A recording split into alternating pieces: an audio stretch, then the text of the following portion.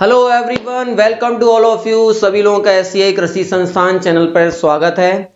और आपने देखा होगा आज ही आप लोगों की सभी लोगों की इंतजार की घड़ियां समाप्त हुई। आप जिसका इंतजार कर रहे थे आज वही नोटिफिकेशन जारी कर दिया है। कृषि विश्वविद्यालय जवाहरलाल नेहरू कृषि विश्वविद्यालय ने आज आपके पीएटी 2021 और 2022 की काउंसलिंग का नोटिफिकेशन जारी हुआ है। जो आप लोग देख रहे हैं ये आपके सामने वेबसाइट है jnkvv.org। आप देख रहे हैं जवाहरलाल नेहरू कृषि विश्वविद्यालय जबलपुर एवं राजमाता विजयराजे सिंधिया कृषि विश्वविद्यालय ग्वालियर के अंतर्गत विभिन्न स्नातक पाठ्यक्रमों में 2020, 2021 और 22 प्रवेश हेतु ऑनलाइन ऑफ कैंपस काउंसलिंग प्रक्रिया ये आपका एक शेड्यूल जारी किया गया है। इसको हम डाउनलोड करेंगे यहां से। ओके,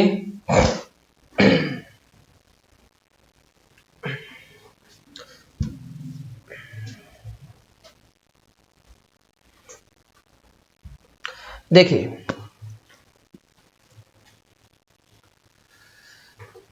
यहां पे एक नोटिफिकेशन जारी हुआ है जिसमें एक पीडीएफ जनरेट हुई है। जवाहरलाल नेहरू कृषि विश्वविद्यालय जबलपुर मध्य प्रदेश, इन्होंने एक पीडीएफ जारी किया है जिसमें लिखा हुआ है ऑनलाइन ऑफ कैंपस संयुक्त काउंसलिंग कार्यक्रम 2021 और 2022 का शेड्यूल, कि कब से काउंसलिंग स्टार्ट होने वाली है, कब आपको चॉइस फिलिंग करनी है, कब आपका अलॉटमेंट मिलेगा, कब आपको फीस जमा करनी है, कब आपको डॉक्यूमेंट वेरिफिकेशन के लिए सेंटर पे जाना है। ये सब पूरा उन्होंने अपने पूरे शेड्यूल जारी कर दिया है। इस नोटिफिकेशन में हम पढ़ेंगे एक एक करके आपको किस तरीके से काउंसलिंग करानी है, ये सब चीजें आपको डिस्कस कराने वाले हैं। देखिए भाई, आप लोग ध्यान रखें, बीएससी ऑनर्स एग्रीकल्चर, फॉरेस्ट्री और साथ ही साथ आपकी हॉर्टिकल्चर और एग्रीकल्चर इंजीनियरिंग, इसका नोटिफिकेशन जारी हुआ है। आप लोग ध्यान रखिए, आप इस वेबसाइट पर जाकर इसमें आप काउंसलिंग की सभी जितनी भी इंफॉर्मेशन है आपको मिलेंगी। www.jnkvv.org, www.rbskv.net और www.crisponlineservices.com। क्लियर है? ये राजमाता विजयराजे की है ये वेबसाइट, और ये जबलपुर आपका जबलपुर कृषि विश्वविद्यालय उसकी वेबसाइट है। ओके, अब देखिए, अब मैं आपको सबसे पहले इसकी आपके बताते हैं कब से स्टार्ट होने वाली है। ये काउंसलिंग स्टार्ट होगी 26 फरवरी 2022 से 6 मार्च 2022 तक, जिसमें आप लोग ऑनलाइन रजिस्ट्रेशन कराएंगे। इच्छित महाविद्यालयों के प्राथमिकता क्रम का ऑनलाइन चयन और शुल्क भुगतान को लॉक करेंगे। आप चॉइस फिलिंग भी करेंगे, साथ ही साथ कुछ फीस होगी, उनकी जो काउंसलिंग फीस होगी उसको भी आप फिल करेंगे। 26 फरवरी से 6 मार्च के बीच रात 12 बजे तक आप करा सकते हैं। आपको जल्दी से जल्दी ही कराना है क्योंकि लास्ट टाइम सर्वर बहुत डाउन हो जाते हैं। ठीक है, तो आप लास्ट टाइम तक वेट नहीं करेंगे। 26 फरवरी से 6 मार्च तक चलेगा ये कार्यक्रम। निर्धारित केंद्रों पर दस्तावेज का सत्यापन, जिसमें आपके डॉक्यूमेंट वेरिफिकेशन होंगे जो कि ऑफलाइन होंगे। डॉक्यूमेंट वेरिफिकेशन जो आपको केंद्रों पर जाकर आपको डॉक्यूमेंट वेरिफिकेशन कराना है। अभी मैं आपको बताऊंगा कि पूरे मध्य प्रदेश में कौन कौन से केंद्र हैं जहां पर आपके डॉक्यूमेंट वेरिफिकेशन होंगे। देखिए, तो 28 फरवरी से लेकर 7 मार्च के बीच डॉक्यूमेंट वेरिफिकेशन होंगे, जो कि 11 बजे से शाम 5 बजे तक सभी होंगे, लेकिन अवकाश के दिन नहीं होंगे, जैसे कि रविवार हुआ और कोई बहुत महत्वपूर्ण दिन होते हैं वहां पर उस टाइम डॉक्यूमेंट वेरिफिकेशन नहीं होगा। ठीक है, कोई अवकाश, कोई राजकीय छुट्टी होती है, शासकीय छुट्टी होती है, उसमें डॉक्यूमेंट वेरिफिकेशन नहीं होगा। ठीक है, याद रखिए 28 फरवरी से 7 मार्च के बीच डॉक्यूमेंट वेरिफिकेशन। उसके बाद आवंटन पत्रों की ऑनलाइन उपलब्धता, जो अलॉटमेंट लेटर मिलेगा कि आपको कौन से कॉलेज मिले हैं, ये सब आपको मिलेंगे। ये आपको 9 मार्च से लेकर 13 मार्च तक आपको अवेलेबल होंगे कि आपको कौन सा कॉलेज मिला है। ठीक है, फिर उसके बाद काउंसलिंग शुल्क, जो बच जाएगा, जो फीस बच जाएगी, उसका पेमेंट होगा 9 मार्च से लेकर 13 मार्च के बीच रात 12 बजे तक। तब आप पूरी जो रिमेनिंग फीस जो बची हुई है तब आप सबमिट करा सकते हैं। उसके बाद आवंटित महाविद्यालय में शेष शुल्क के साथ उपस्थिति एवं प्रवेश, और ध्यान रखिए आप प्रवेश की जो प्रवेश करने का दिनांक है कि जो भी आपको कॉलेज मिलेगा, जो भी महाविद्यालय मिलेगा वहां पर आप जाएंगे, उसकी भी एक वैलिड दिनांक दी गई है। 10 मार्च से लेकर 14 मार्च के बीच आप जा पाएंगे। ठीक है, इसके बाद अगर आप जाते हैं तो आपकी वो सीट कैंसिल कर दी जाएगी। ठीक है, तो 10 मार्च से लेकर 14 मार्च तक होगा। और ध्यान रखिए ये फर्स्ट राउंड की काउंसलिंग है। ठीक है, फर्स्ट राउंड का ये पूरा शेड्यूल दिया गया है। कब चलेगा? 14 मार्च तक चलेगा, ध्यान रखें। अब देखिए आपको किस तरीके से कौन कौन कौन से स्टूडेंट हैं जो इस काउंसलिंग में पार्टिसिपेट कर पाएंगे, भाग ले पाएंगे, वो देखिए। इसमें उन्होंने बताया है, श्रेणी दी गई है।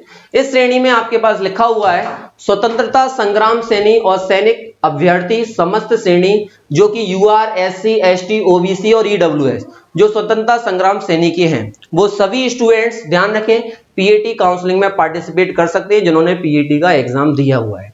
ठीक है, समस्त पात्र विद्यार्थी, बीटेक वाले, एग्रीकल्चर इंजीनियरिंग वाले जिन्होंने एग्रीकल्चर इंजीनियरिंग से आप पेपर दिया हुआ है पीएटी का, वो भी सभी लोग इसमें काउंसलिंग में पार्टिसिपेट कर सकते हैं। ठीक है, फिर लिखा है अनुजाति, अनुसूचित जनजाति जो कि होते हैं एससी फीमेल वाले, वो भी सभी जितने भी स्टूडेंट जिन्होंने पीएटी का एग्जाम दिया है वो सभी पार्टिसिपेट कर सकते हैं। समस्त पात्र विद्यार्थी, समस्त पात्र विद्यार्थी सभी के सभी काउंसलिंग को पार्टिसिपेट कर सकते हैं। अनुसूचित जनजाति जाति एससी एक्स श्रेणी के समस्त अभ्यर्थी, एससी के कृषक, जितने भी एससी के स्टूडेंट्स हैं जो कि कृषक से हो, चाहे वो मेल हो चाहे फीमेल हो, सभी के सभी आप काउंसलिंग में पार्टिसिपेट कर सकते हैं। चौथा पॉइंट, इसमें पांचवा पॉइंट, चौथा पॉइंट लिखा अनुसूचित जनजाति श्रेणी की समस्त महिला अभ्यर्थी, मतलब एसटी के हो, फीमेल के हो, वो सभी स्टूडेंट्स ध्यान रखें कर सकते हैं। वो सभी जितने भी स्टूडेंट्स हैं सभी के सभी पीएटी काउंसलिंग को पार्टिसिपेट कर सकते हैं। ठीक है, अन्य पिछड़ा वर्ग श्रेणी की समस्त महिला अभ्यर्थी, मतलब ओबीसी से है लेकिन फीमेल कैटेगरी के हैं, तो वो छठवां पॉइंट आप लोग ध्यान रखें। इसमें लिखा हुआ है समस्त पात्र अभ्यर्थी, मतलब सभी जितने भी स्टूडेंट हैं ओबीसी फीमेल के, सभी काउंसलिंग अटेम्प्ट कर सकते हैं, पार्टिसिपेट करेंगे।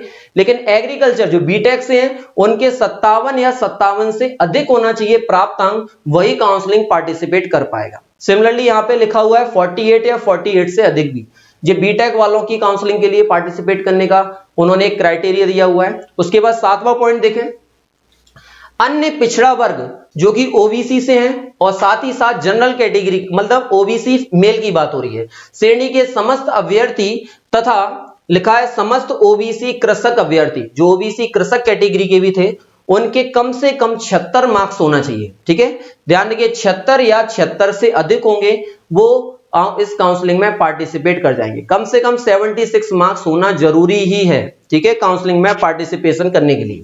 उसके बाद अनारक्षित श्रेणी जो कि होते हैं अनारक्षित वाले, यूआर जनरल कैटेगरी की बात हो रही है, लेकिन आर्थिक रूप से कमजोर जो कि ईडब्ल्यूएस वाले होते हैं, फीमेल कैटेगरी की बात हो रही है, वो समस्त पात्र अभ्यर्थी फीमेल कैटेगरी, जनरल में फीमेल या ईडब्ल्यूएस में फीमेल हो, वो समस्त पात्र अभ्यर्थी इस काउंसलिंग में पार्टिसिपेट कर सकते हैं और इसमें भी बीटेक वाली एग्रीकल्चर इंजीनियरिंग में भी पार्टिसिपेट कर सकते हैं। ठीक है, अनारक्षित वर्ग आप लोग ध्यान रखिए जनरल कैटेगरी के मेल और साथ ही साथ ईडब्ल्यूएस के भी मेल, ठीक है, याद रखें उनके कम से कम 76 मार्क्स या उससे ज्यादा होंगे तभी वो उस काउंसलिंग में पार्टिसिपेट कर पाएंगे।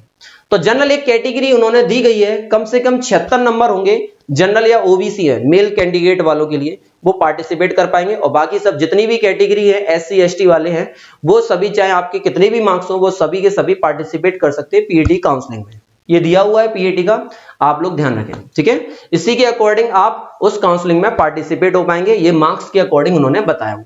ओके, चलिए अब आगे बढ़े कि किस किस चीज की हमें जरूरत पड़ेगी। अब देखिए प्रवेश नियम काउंसलिंग की कुछ प्रक्रिया आप जाने। प्रवेश नियम काउंसलिंग प्रक्रिया में शुल्क की विस्तृत जानकारी आपको www.jnkvv.org और rvskv.net और crisponlineservices.com पर आपको उपलब्ध होगी, जिसका उम्मीदवार सूक्ष्मता से अध्ययन कर लें। ठीक है, जो भी जिसकी भी आपके कौन कितनी फीस लगनी है ये सब आपको इस पे जानकारी मिल जाएगी, ये इन वेबसाइटों पर। ठीक है, प्रवेश हेतु professional examination board Madhya Pradesh Bhopal PAT 2021 में प्रवेश नियमों का पालन किया जाएगा, याद रखें। और जिस सेंटर पे, जिस केंद्र पर आपको डॉक्यूमेंट वेरिफिकेशन के लिए जाना है वो सेंटर्स आप लोग याद रखें। सभी पाठ्यक्रमों के अभ्यर्थियों के दस्तावेजों का सत्यापन निम्नलिखित केंद्रों पे होगा, याद रखें। एक तो जबलपुर का है कृषि विश्वविद्यालय महाविद्यालय, एक रीवा का है, टीकमगढ़, गंजवासोदा, बारासिवनी बालाघाट, पावारखेड़ा, होशंगाबाद, ग्वालियर, राजमाता विजयराजे सिंधिया वाला, इंदौर, सीहोर, खंडवा उद्यानिकी महाविद्यालय, मंदसौर कृषि अभियांत्रिकी महाविद्यालय, जबलपुर आंचलिक अनुसंधान केंद्र, चंदनगांव, छिंदवाड़ा क्षेत्रीय अनुसंधान केंद्र सागर, यहां इन सेंटरों पे डॉक्यूमेंट वेरिफिकेशन आप करा सकते हैं। ठीक है, पेमेंट सीट पर उन्हीं अभ्यर्थियों को सम्मिलित किया जाएगा जिन्होंने जब ऑनलाइन जो आपने फॉर्म फिल किए थे तब आपने पेमेंट सीट का ऑप्शन उसमें पूछा था, तो उसमें बोला था यदि आपने पेमेंट सीट से भरना चाहते हैं यस और नो, जिन्होंने यस बटन पे क्लिक किया था वही पेमेंट सीट की काउंसलिंग को अटेम्प्ट कर पाएंगे, जिन्होंने नो किया था वो अटेम्प्ट नहीं कर पाएंगे। लिखा हुआ है साफ साफ, पेमेंट सीट पर उन्हीं अभ्यर्थियों को प्रवेश की पात्रता होगी जिन्होंने professional examination board Madhya Pradesh Bhopal PAT 2021 में आवेदन करते समय पेमेंट सीट के ऑप्शन पे टिक किया होगा या यस लिखा होगा एवं अभ्यर्थियों का नाम व्यापम पेमेंट सूची में अनिवार्य रूप से होना आवश्यक है। इस पॉइंट का विशेष ध्यान रखिए।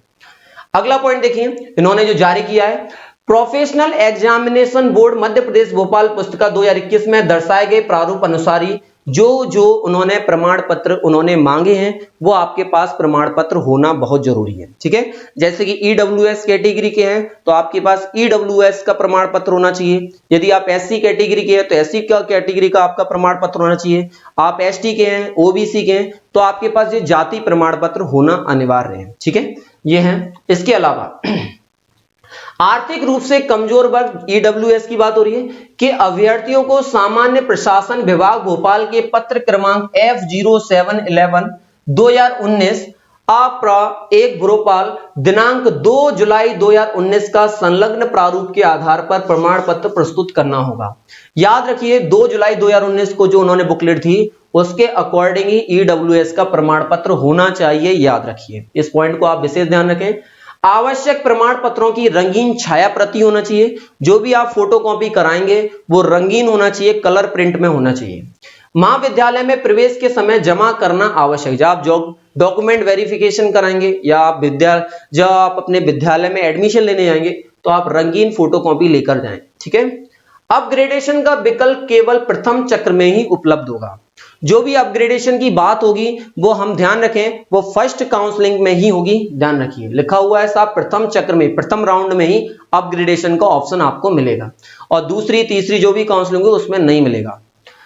प्रथम चक्र की काउंसलिंग प्रक्रिया पूर्ण होने के पश्चात जैसे ही आपकी फर्स्ट राउंड की काउंसलिंग खत्म होगी तो शेष रिक्त सीटों का महाविद्यालय श्रेणीवार जानकारी आपके पास www.jnkv www.rvskv.net और crisponlineservices.com पर प्रदर्शित करेंगे कि कितनी सीट खाली हैं, कितनी रिक्त सीटें उनके बारे में सोचा जाएगा एवं रिक्त सीटों का आवंटन द्वितीय चक्र में जिन अभ्यर्थियों के दस्तावेजों का सत्यापन पूर्व में हो चुका है उन्हीं अभ्यर्थियों में मेरिट के आधार पर ऑनलाइन आवंटन किया जाएगा। ठीक है, तो मेन बात यही है कि दूसरे और तीसरे राउंड में जाने से पहले जिन लोगों का दूसरे तीसरे राउंड में होगा उनको सबसे पहला मेन काम यह है, जिनके मार्क्स कम हैं वो जो पार्टिसिपेट करने वाले हैं तो आप सबसे पहला काम है अपना डॉक्यूमेंट वेरिफिकेशन जरूर कराएं। ठीक है, जो आपके पास डेट दी गई है उस डॉक्यूमेंट वेरिफिकेशन जैसी हो जाएगा तो मान लो आपका फर्स्ट राउंड में आपको कॉलेज मिला तो आपका सेकंड राउंड में ऑटोमेटिक आपका अपग्रेडेशन हो जाएगा और आपको सेकंड राउंड में आपको कॉलेज मिलने की संभावना होगी। ठीक है, ऐसा नहीं है कि सेकंड राउंड के लिए अलग से डॉक्यूमेंट वेरिफिकेशन आपको कराना है, नहीं, आपको डॉक्यूमेंट वेरिफिकेशन केवल एक ही बार कराना है, जो डेट दी गई है उसी डेट में आपको कराना होगा। फिर first round, second round, third round ये आपके चलते रहेंगे, फिर आपको कुछ नहीं, केवल डायरेक्टली आपको कॉलेज आपको आवंटित किए जाएंगे। ओके, तो ध्यान रखिए आप लोग वी अवेयर रहे इन चीजों से। आप विशेष आप अपनी जो टाइमिंग इन्होंने दी गई है, जो डेट दी गई है, इसका विशेष याद रखें। ठीक है, आप लास्ट टाइम तक बिल्कुल नहीं आए, अपने डॉक्यूमेंट हैं वो आप अपने अच्छे तरीके से आप बनवा लीजिए और वो ध्यान रखिए जो भी उन्होंने वैलिड जिस तरीके से प्रूफ मांगा है, जो प्रारूप उन्होंने मांगा है उसी के अकॉर्डिंग आपके डॉक्यूमेंट होना चाहिए। ठीक है, यदि आपके थोड़ी भी कोई मिस्टेक होती है तो आपके पास आप उसको तैयार कर लें, उसको अच्छे तरीके से मैनेज कर लें, नहीं तो अन्यथा आपको इन सीटों से उनको हटा दिया जाएगा, ये आपको सीट नहीं मिल पाएगी। ठीक है, तो आप लोग ध्यान रखें जो उन्होंने जिस प्रारूप में उन्होंने मांगे हैं वो प्रारूप आप लोग अपने अकॉर्डिंग तैयार कर लीजिए। ओके, ठीक है, okay, thank you all of you. तो ये आज नोटिफिकेशन जारी किया है JNKV वालों ने, तो आप लोग अपने अच्छी तरीके से तैयार कर लें अपने डॉक्यूमेंट्स और हम आज की वीडियो यहीं समाप्त करते हैं। जो भी अपडेट आती रहेंगी JNKV और राजमाता विजय राजे की तरफ से आपको अपडेट मिलती रहेगी। और सभी जितने भी स्टूडेंट्स हैं जिनके बहुत अच्छे मार्क्स हैं और जो लोग इस काउंसलिंग में पार्टिसिपेट करने वाले हैं, सभी को हार्दिक हार्दिक बधाई, शुभकामनाएं। और एससीआई कृषि संस्थान आपके उज्जवल भविष्य की कामना करता है। Thank you all of you so much. Bye bye.